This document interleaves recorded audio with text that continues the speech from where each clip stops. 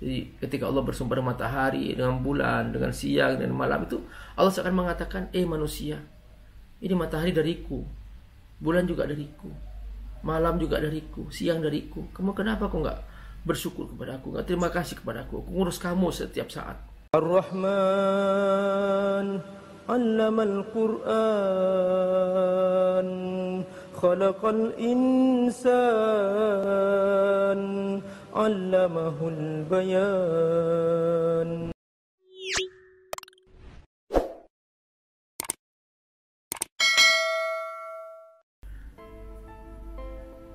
Surah Asy-Syams artinya matahari, ya.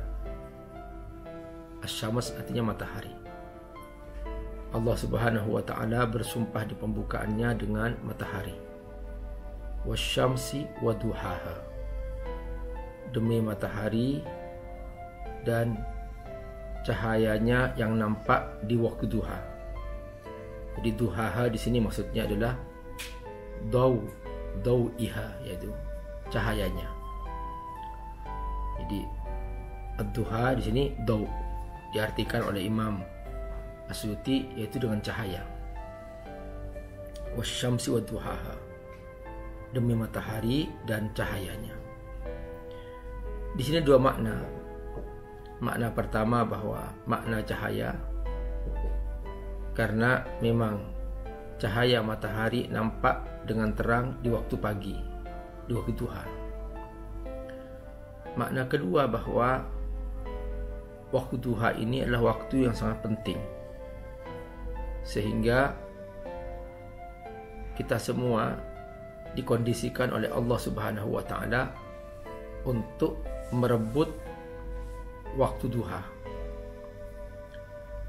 Kita diajarkan agar bangun salat tahajud, wa minal laili fatahajjad bihi nafilatan lak, asa ayyab'atsaka rabbuka maqaman mahmuda.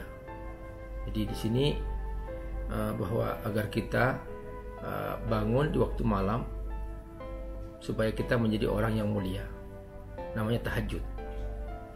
Itu apa? Untuk menyongsong waktu fajar. Waktu fajar itu adalah pecahnya ufuk timur, di mana cahaya matahari sudah siap untuk terbit.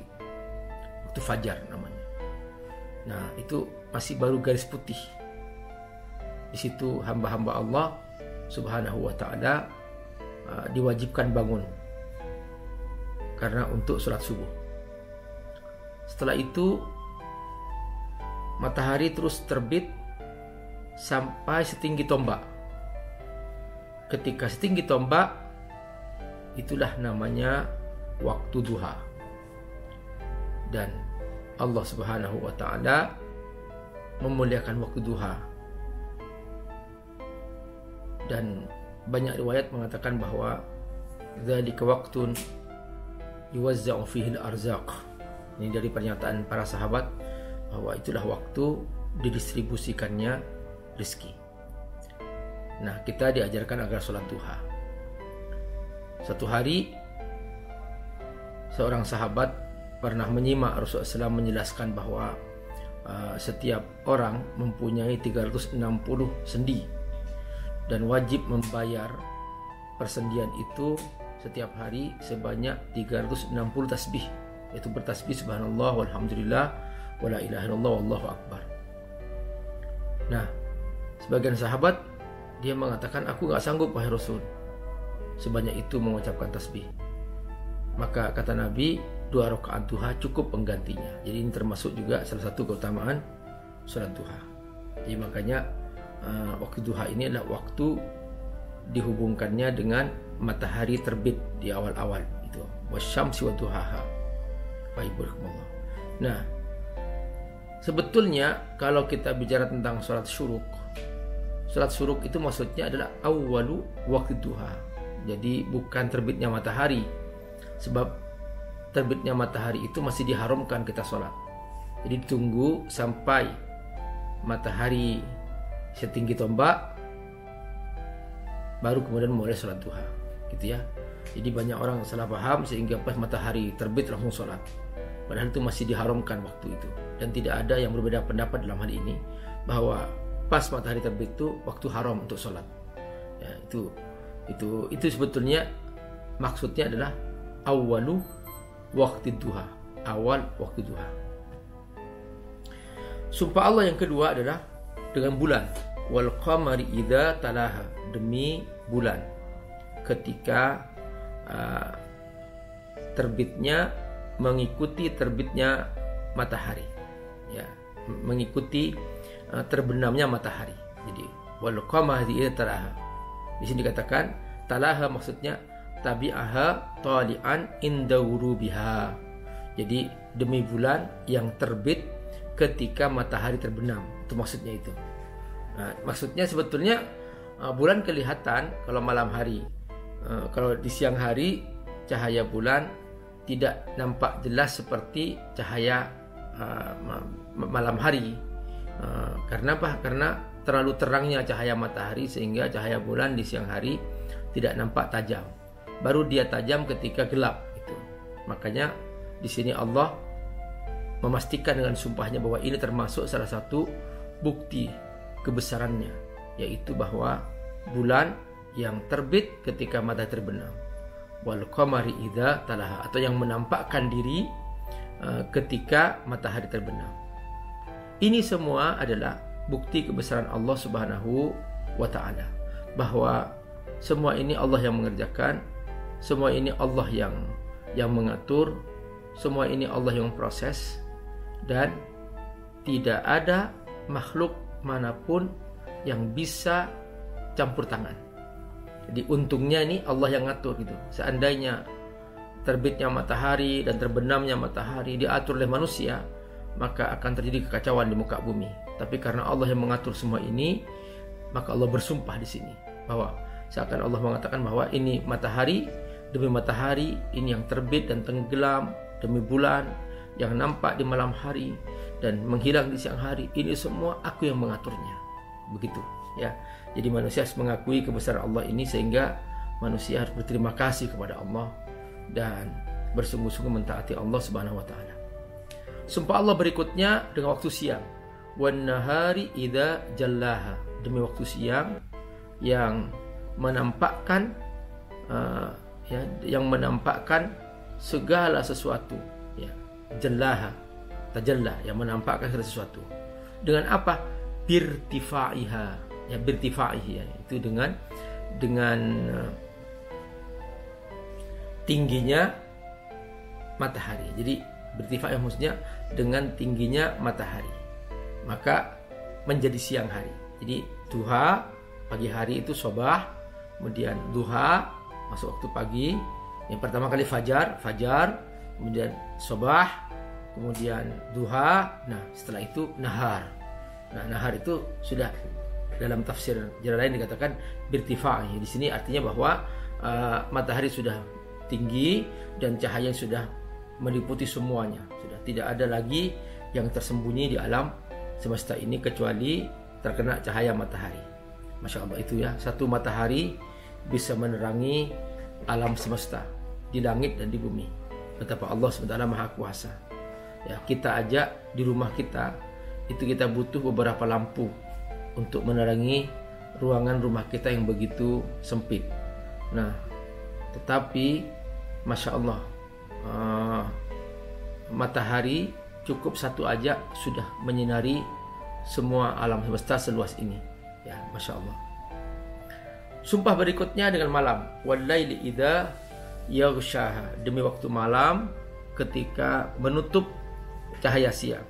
Di sini dikatakan iwattiha bidzulmatihi, ya, iwattiha bidzulmatihi, yaitu menutup cahaya siang. Ya, subhanallah. Perhatikan teman-teman, ini pemandangan sebetulnya luar biasa. Atas kuasa Allah terjadi, tapi karena terjadi setiap hari dianggap sesuatu yang biasa, padahal seharusnya kita selalu merenung betapa Allah Maha Besar. Makanya kita diajarkan bertasbih. Jadi sebetulnya ucapan tasbih kita setiap hari itu adalah untuk satu irama dengan alam semesta, sehingga kita benar-benar menjiwai. Kita diajarkan doa di waktu pagi, asbahna wa asbahal mulku lillah walhamdulillahi la syarikalah La ilaha illa huwa wa ilaihin nusyur. Itu telah masuk waktu baki, telah masuk waktu pagi kerajaan Allah Subhanahu wa taala. Tiada Tuhan selain Allah dan kepadanya pasti kembali. Kalau sore hari kita berzikir lagi, amsayna wa amsal mulkulillah walhamdulillahi la syarikalah. La ilaha illa huwa wa ilaihil masir. Masya Allah, ini sebetulnya ayah bunda rahmatullah, kita wajib menjiwai ini semua. Jadi kita diajarkan agar membaca doa di pagi hari, membaca doa di sore hari. Itu bukan zikir biasa. Itu yang banyak orang Islam tidak mengerjakannya dan dianggap kecil. Padahal itu sangat agung. Kalau kita membacakan zikir-zikir Rasulullah SAW setiap pagi dan sore, kita akan kebagian keberkahan hidup kita selama sehari. Kita akan dilindungi dari segala macam bahaya selama sehari. Kalau kita baca di sore hari, kita akan dijaga oleh Allah sampai pagi. Dan kita akan dilindungi segala macam bahaya sampai pagi. Jadi, kenapa? Karena satu irama dengan alam semesta. Mengapa banyak orang mengalami berbagai macam masalah dalam hidupnya? Karena dia menantang arus. Dia tidak satu irama dengan alam semesta. Alam semesta berzikir kepada Allah. Sabbahalillahi ma fis samawati wa ma fil ard. Sementara dia enggak satu irama dengan alam semesta. Dia lalai kepada Allah, dia bakhil kepada Allah, kikir kepada Allah untuk berzikir aja. Kayak nggak punya waktu, apalagi berzikir. Untuk sholat saja merasa nggak banyak waktu. Bahkan sholatnya pun juga asal-asalan. Nah, yang seperti ini sebetulnya harus diperbaiki hidup itu. Kita harus segera kembali kepada Allah. Kita milik Allah, kita nggak punya apa-apa. Jadi sumpah-sumpah ini sebetulnya sahabat Zawiyah yang Allah muliakan, ini untuk memberitahukan kepada kita bahwa ini aku yang ngatur, kata Allah. Aku yang ngurus kamu setiap hari. Kamu tidur, aku gerakkan jantung kamu agar darahmu mengalir. Kamu bangun, aku terbitkan matahari. Aku alirkan kehidupan untukmu. Aku beri kamu kesehatan. Masa kamu hanya untuk menegakkan sholat kamu seperti orang keberatan? Berapa sih yang dikasih perusahaan kamu? Kok kamu untuk aku yang memberikan segalanya, kamu seakan-akan gak butuh aku? Nah itu, kalau kita baca Quran sebetulnya kita diingatkan oleh Allah Subhanahu wa ta'ala untuk itu. Dan sumpah-sumpah ini semuanya untuk mengingatkan untuk itu. Jadi ketika Allah bersumpah dengan matahari, dengan bulan, dengan siang dan malam, itu Allah akan mengatakan, manusia, ini matahari dariku, bulan juga dariku, malam juga dariku, siang dariku. Kamu kenapa kok nggak bersyukur kepada aku, nggak terima kasih kepada aku? Aku ngurus kamu setiap saat. Aku nggak butuh kamu, tapi minimal kamu tahu dirilah gitu di alam semesta ini. Kamu mengerti tugas kamu apa gitu. Kalau ke perusahaan saja kamu berterima kasih dengan bekerja keras, mengapa kepadaku kamu nggak berterima kasih? Padahal aku tidak memberikan tugas lebih berat daripada perusahaan kamu. Aku hanya minta kamu baca Quran, berzikir, sholat lima waktu. Kamu udah keberatan. Apa yang membuat kamu seperti itu? Nah, itulah tugas-tugas itu. Kalau kita terbahasakan dengan yang ringan ya seperti itu. Lalu Allah bersumpah dengan langit, wassama'i wa ma banaha, demi langit yang dibangun dengan kokoh. Ya. Jadi langit ini Bapak Ibu bukan seperti awan. Ya kokoh dan ada pintunya. Ya. Lebih kokoh daripada besi. Dia kalau kita melihat besi itu kokoh, langit ini lebih kokoh daripada besi, tidak bisa ditembus. Ya. Wa ma banaha, dan dia tidak pernah runtuh, gak pernah karat, dan tidak pernah retak, gak pernah, dan tanpa tiang. Allah yang pancangkan itu. Dan langit 7 lapis, dan jarak dari langit ke langit sama dengan jaraknya dari langit ke bumi. Jadi ini berlapis-lapis, 7 lapis. Ini menunjukkan besarnya arasy Allah Subhanahu wa ta'ala, bahwa manusia itu sangat kecil sebetulnya. Gak pantas manusia sombong. Baru dikasih kekuasaan aja sudah sombong, sudah merasa hebat, seakan-akan dirinya paling berkuasa, padahal di atasnya ada kekuasaan Allah Subhanahu wa ta'ala. Berani berbuat zalim, berani menipu, berani berbohong, berani melakukan korupsi, disangkanya gak ada hisab. Silahkan sembunyikan semua itu, Allah pasti akan menghisab nanti di hari kiamat. Wassama'i wa ma banaha, demi langit yang dibangun dan kokoh oleh Allah Subhanahu wa ta'ala. Perhatikan, sumpah-sumpah ini semua menggambarkan betapa Allah Maha Agung. sumpah dengan bumi, wal ardi wa ma tahaha, demi bumi yang dihampar. Wa tahaha maksudnya dihampar, bahasa taha. Wal ardi wa ma tahaha, demi bumi yang dihampar. Masya Allah, sahabatku rahimakumullah, ini juga pemandangan yang sangat luar biasa. Betapa indahnya kita hidup di atas bumi. Hakikat bumi ini bulat sebetulnya, tapi mengapa kok Allah menyebutkan terhampar?